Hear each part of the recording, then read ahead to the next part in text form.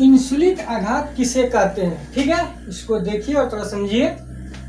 Insulin आघात किसे कहते हैं? ठीक है, ध्यान से देखिए। इंसुलिन के अतिस्राव से रक्त में ग्लूकोज की मात्रा कम होने लगती है, जिससे हाइपोग्लाइसीमिया नामक रोग हो जाता है। ठीक है, तो ध्यान से देखिए, समझिए।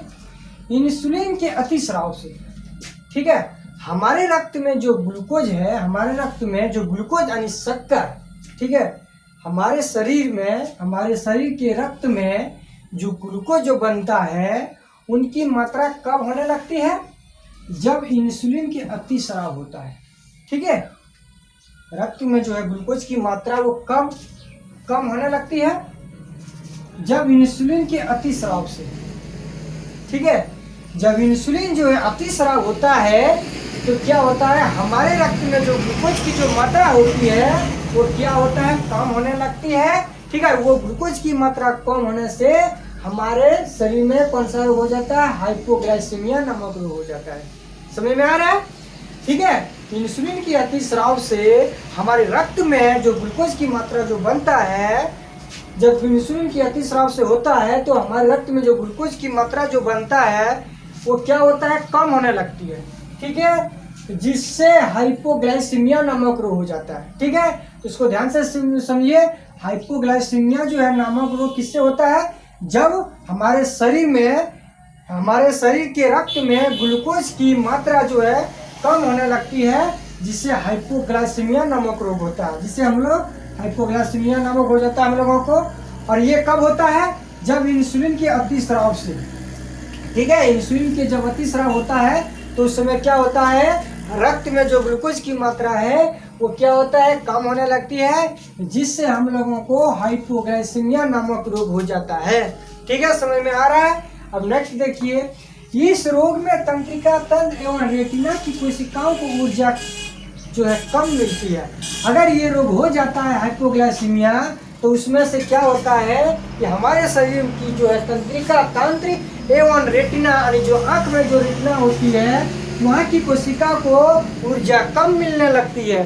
ठीक है, क्या होता है कि हाइपोग्लाइसीमिया जब रोग हो जाता है तो क्या होता है, हमारे शरीर में जो है तंत्रिका तंत्र एवं आंख में रेटिना, वहाँ की कोशिका जो क्या होती है, वहाँ जो ऊर्जा कम मिलने लगती है।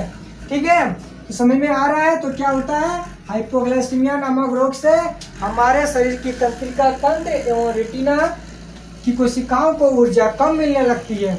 ठीक है, अब देखिए, इस रोग से ग्रसित रोगियों में जनन क्षमता तथा दृष्टि ज्ञान कम होने लगते हैं।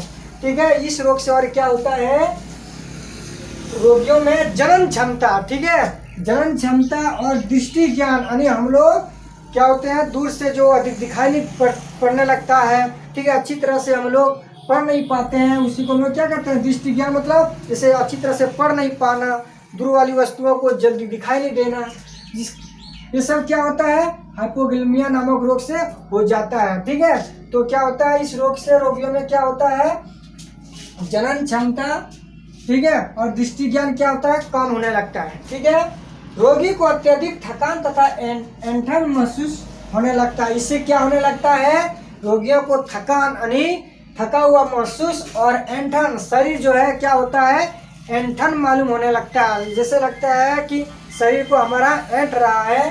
ठीक है, जैसे मालूम होने लगता है। ठीक है, उपवास या शारीरिक परिश्रम के बाद कभी कभी बेहोशी आ जाता है। और इससे क्या होता है, अगर कोई उपवास यानी कोई उपवास करता है यानी ये कोई उसमें उपवास एक दिन कर दे, या शारीरिक परिश्रम या जैसे कि मान लीजिए बेड रेस्ट कर दे, ठीक है, या आराम, शरीर को आराम दे, तो क्या होता है, इससे कभी कभी बेहोशी आ जाती है। ठीक है, जिससे हम लोग इंसुलिन आघात करते हैं। ठीक है, तो एक बार ध्यान से देख लीजिए, इंसुलिन के अतिस्राव से, इंसुलिन की जब अतिस्राव होता है तो रक्त में जो ग्लूकोज की जो मात्रा है वो कम होने लगती है, जिससे हाइपोग्लाइसीमिया नामक रोग हो जाता है।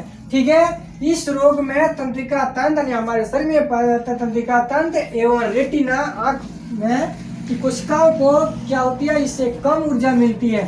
ठीक है, अब देखिए, इस रोग से क्या होता है, ग्रसित रोगियों में जो रोगी है, ये अगर रोग हो जाता है किसी को, तो उसमें क्या होता है, जनन क्षमता तथा दृष्टि ज्ञान कम होने लगते हैं। ठीक है, रोगी को अत्यधिक थकान तथा ऐंठन मालूम होने लगता है। इससे क्या होता है, अधिक थकान और ऐंठन मालूम होने लगता है। ठीक है, उपवास या शारीरिक परिश्रम के बाद कभी कभी बेहोशी आ जाता है। अगर उपवास करता है या शारीरिक परिश्रम देता है, रेस्ट देता है, तो क्या होता है, उनको कभी कभी बेहोशी आ जाता है, जिससे हम लोग शरीराघात करती है। ठीक है, समझ में आ रहा है।